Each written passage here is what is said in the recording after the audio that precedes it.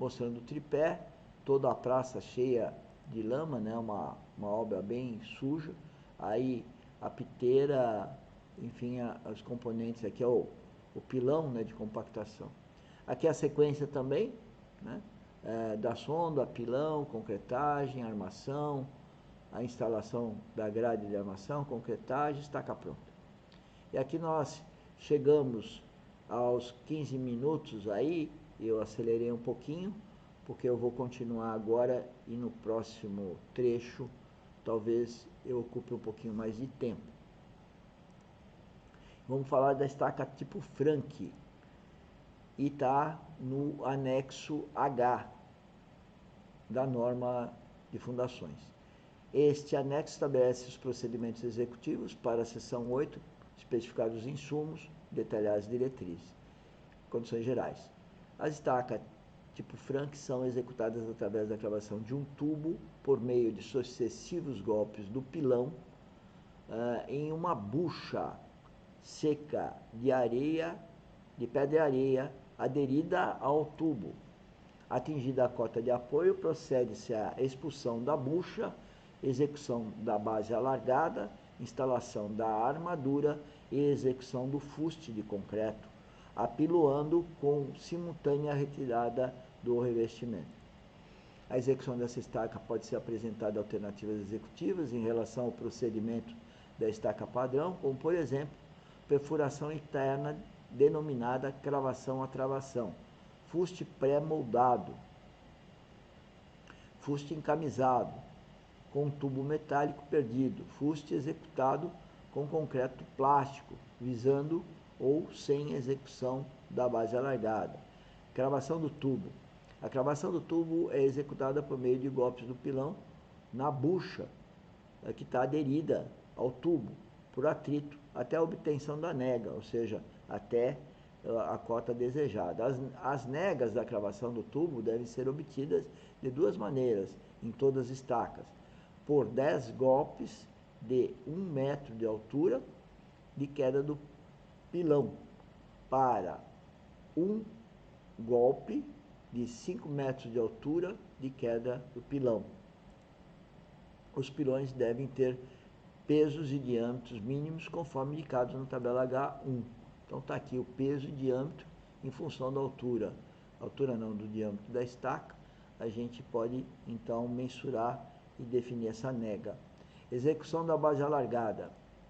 Atingida a cota de projeto e obtida a nega especificada, expulsa-se a bucha através de golpes do pilão com o tubo preso. A seguir, introduz-se um volume de concreto seco, fator água e cimento baixo, né? Formando assim a base. Na confecção da base é necessário que os últimos 15 metros cúbicos sejam introduzidos com uma energia mínima de 2,5 meganewtons por metro para estacas com diâmetro inferior a 450 milímetros e 5 meganewtons para estacas de diâmetro de 450 a 600 milímetros. Energia para estacas com diâmetro 700, últimos 25 metros cúbicos devem ser introduzidos com uma energia mínima de tantos meganewtons por metro. Em caso de volume diferente, a energia deve ser proporcional ao volume.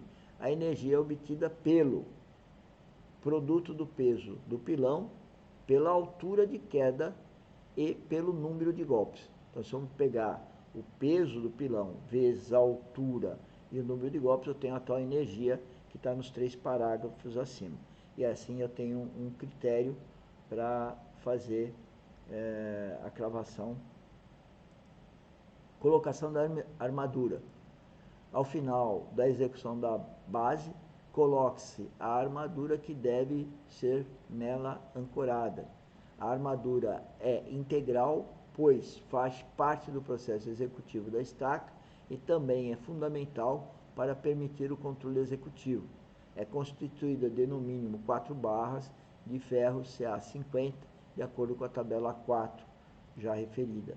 A extremidade inferior da ferragem é feita com aço CA25 em forma de cruzeta, soldando a armadura principal. Concretagem do fuste.